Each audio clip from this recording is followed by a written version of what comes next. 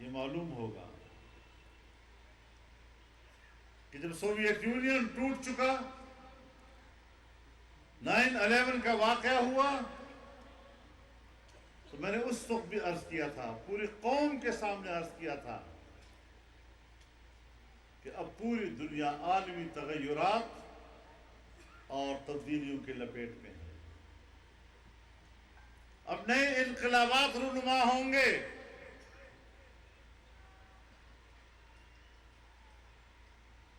اور پھر اس کی پاداش میں سب سے پہلا قدم جو انہوں نے اٹھایا وہ افغانستان پر حملے کا تھا۔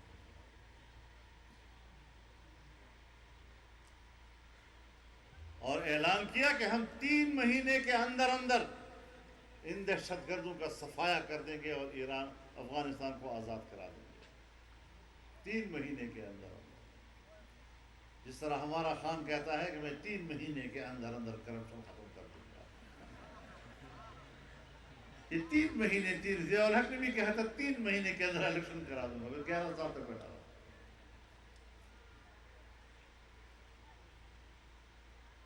آج کہاں گئے تمہارے وہ 3 مہینے؟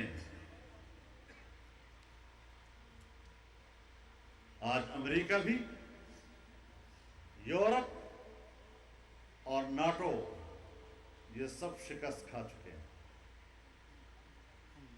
اس وقت یہ قومیں دنیا میں شکست خوردہ قومیں کہلا رہی ہیں، اور آپ کے علم میں ہونی چاہیے یہ بات کہ نیٹو 1949 میں بنی تھی، اور ہدف کیا تھا کہ سوویت یونین کی توسیع پسندی کو روکنا ہے اور اس کے لیے ایک مشترکہ دفاعی قوت بنانی ہے۔ لیکن جب سوویت یونین ٹوٹ گیا اور اس کے بعد پراگ میں ناٹو کا اجلاس ہوا، ایجنڈا یہ تھا کہ اب اس کو تحلیل کر دیا جائے، کیونکہ مقصد حاصل ہوا، لیکن تحلیل نہیں کیا گیا یہ بات کہہ کر کہ نہیں ابھی اسلام موجود ہے، ابھی مسلمان موجود ہے۔ اور پھر امریکہ اور پورا ناٹو بیک وقت افغانستان پر یلغار کر گیا، اور ہمارا مشرف سجدہ ریز ہو گیا ان کے سامنے۔ صرف مشرف نہیں، تقریباً ساری دنیا کے حکمران اس دباؤ کے سامنے جھک گئے۔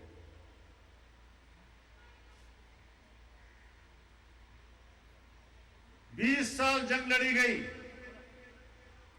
اس دوران عراق کو کھنڈرات بنایا گیا،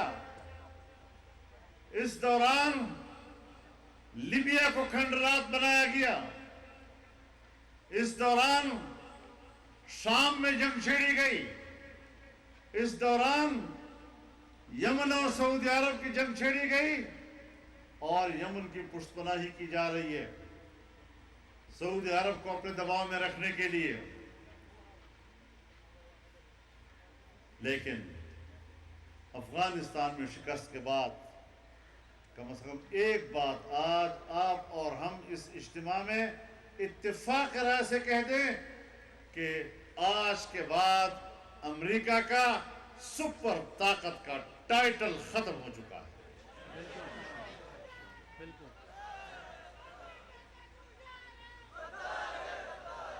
اپنی مرضی اور خواہش کے مطابق اور اپنے مفادات کے تابع دنیا میں جغرافیائی تبدیلیاں لانے کے منصوبے سے دستبردار ہو جائے، اب اس کو مزید دنیا پر حکومت کرنے کا حق حاصل نہیں ہے۔ اور صرف یہی نہیں،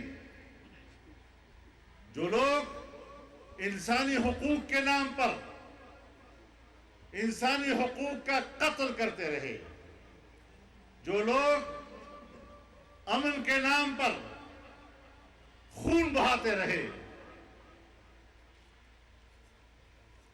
قوموں کی قومیں اور ان کی نسلوں کو نیست و نابود کرتے رہے، آج ان کو اعتراف کرنا چاہیے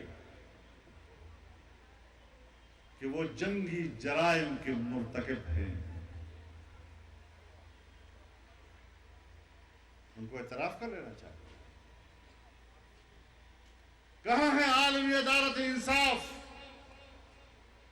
جو کسی طاقتور سے یہ پوچھ سکے کہ آپ نے انسانیت کا قتل کیوں کیا؟ حادثے ہو جاتے ہیں دنیا میں، لیکن ایک حادثے کے نتیجے میں اس قسم کے اقدامات، اس کی مثال دنیا میں نہیں ملتی. آج کہتے ہیں طالبان مذاکرات کریں، آج کہتے ہیں وسیع البنیاد حکومت بنائیں، آج کہتے ہیں سب کو شریک کریں حکومت میں. یہ تو آپ نہ کہیں، وہ تو وہ خود کہہ رہے ہیں. ہم تو یہ پوچھنا چاہتے ہیں کہ 9/11 کے بعد جب خود طالبان آپ سے کہہ رہے تھے کہ آؤ بات کریں، اگر آپ کا ہم پر الزام ہے ذرا گفتگو کر لیں آپس میں، اس وقت تو آپ نے کہا آپ سے گفتگو نہیں کی جا سکتی، تم اس قابل نہیں ہو کہ تم سے کوئی بات کرے. کل آپ کا وہ غرور، اور ابھی 2 سال سے آپ انہی طالبان سے دوحہ میں مذاکرات کرتے کرتے ان سے اپنی زندگیوں کی بھیک مانگ رہے ہو. افغانستان سے باعزت نکلنے کی آپ بھیک مانگ رہے ہیں ان سے. ظلم کا انجام یہی ہوا کرتا ہے. اسی لیے میں کہتا ہوں کہ پاکستان میں بھی ہم نے احتیاط کرنا ہے. ہم بھی احتیاط کر رہے ہیں. یہاں بھی نوجوان رہتا ہے، یہاں بھی اسلام پر غیرت کرنے والا جوان رہتا ہے، یہاں بھی اسلام اور ناموس رسالت پر سر کٹوانے والے رہتے ہیں، خون کا نذرانہ پیش کرنے والے رہتے ہیں. لیکن پاکستان کے علماء نے ان کو اعتدال میں رکھا ہے.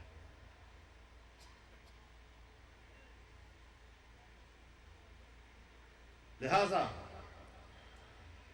اگر یہی حکمران رہے اور یہی سلسلہ رہا، اسلام کے ساتھ، آئین کی اسلامی دفعات کے ساتھ گھریلو تشدد کے نام پر قرآن و سنت کے منافی قانون سازی کے کارنامے ہوتے رہے، بچوں کے حقوق کے تحفظ کے نام پر تم نے بچے کو باپ بنا دیا اور باپ کو اس کا بچہ بنا دیا.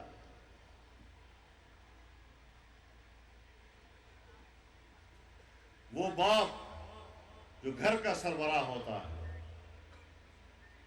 جو اپنی اولاد کا سربراہ ہوتا ہے، جو اپنی بیوی اور بچیوں کا سربراہ ہوتا ہے، تمہارے اس قانون سے وہ مرد جس کو قرآن نے قوام کہا ہے، نگران کہا ہے، تم نے اس کو اپنے خاندان میں سب سے کمزور اور خاندان کا غلام بنا دیا ہے. شرم نہیں آتی تم لوگوں کو؟ تمہیں جس ماں باپ نے جنا ہے اس کا خون تم سے یہی تقاضا کرتا ہے جو تم پاکستان میں کر رہے ہو.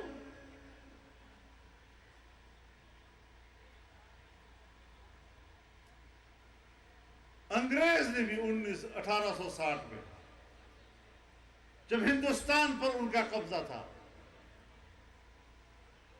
لیکن ہندوستان میں انہوں نے قانون دیا کہ مسلمان اپنی شخصی زندگی میں اپنے مذہب کے مطابق عمل کر سکتے ہیں. نماز ہے، روزہ ہے، زکوٰۃ ہے، نکاح ہے، طلاق ہے، میراث ہے، یہ ساری چیزیں مسلمان اپنے مذہب کے مطابق کر سکتے ہیں.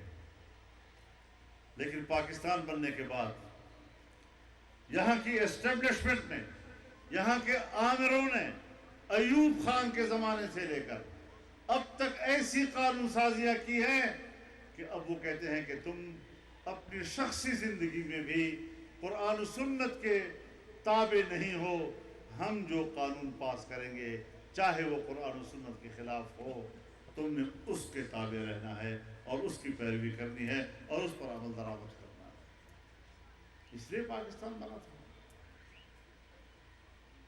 آج ہمیں انگریز تانے دے گا کہ ہم نے جو حق دیا تھا اسلام کے نام پر بنے ہوئے پاکستان میں، پاکستان کے حکمرانوں نے تم سے وہ حق چھین لیا ہے، اور سب حقوق کے نام پر۔ یہاں پر انسان کا خون بہاؤ امن کے نام پر، یہاں پر حقوق کا قتل کرو حقوق کے تحفظ کے نام پر۔